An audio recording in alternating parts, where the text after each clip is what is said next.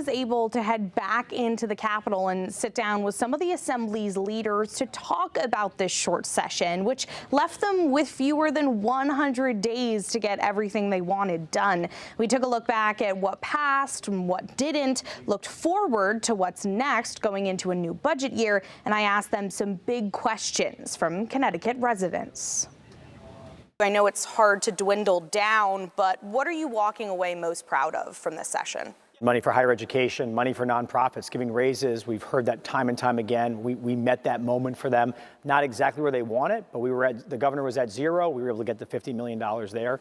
And helping some of our larger towns in municipal aid, keeping taxes lower in Danbury and Bridgeport and Waterbury, right? So you look at that and you're happy. I mentioned some of the bills. The other thing I'm really proud of when I walk away is everybody left here with a smile in this chamber. And I can't speak for the Senate, the Senate. I'm sure the leader feels similarly, though. There's a good culture here. And, as I said at the end of the night, people left here maybe upset about one bill or another, but everybody felt that they respected one another. They felt taking pictures, Republicans and Democrats. And so you can be cooperative and not always agree. And it's a good message for the state. Connecticut is not Washington, D.C. So I'm most proud of somebody who was elected by both Republicans and Democrats on opening day to be the speaker, that we left in a good place. And it means that I think when we come back next year, it's easier to get to work in a bipartisan way when you leave in a good place. Yeah, ultimately the speaker's correct. I mean, there's a level of collaboration this session that I think we saw in both chambers, and I think leaving here was relatively positive at the end of the night. That hasn't always been every single session.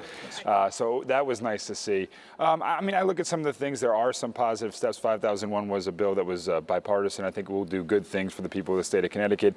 There were some smaller public safety measures. I think we can do more. So those are some of the positive things that went through.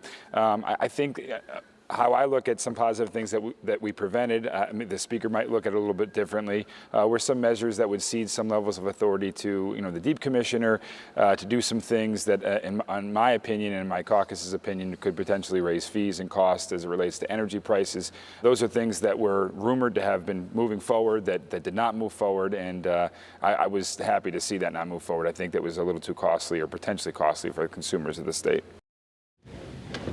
And we covered so much more in our conversation, including priorities like technology and AI and, of course, taxes and affordability. We also asked them honest questions about the process, like if the fiscal guardrails are still best or if they're holding Connecticut back. So whether you kept up with this legislative session closely or haven't at all, this is definitely the episode to watch. Our full discussion will air Sunday morning at 10, or you can find all our segments online in our free Fox 61 News app. Just click on the Real Story tab at the top of your screen. Sarah, Brent.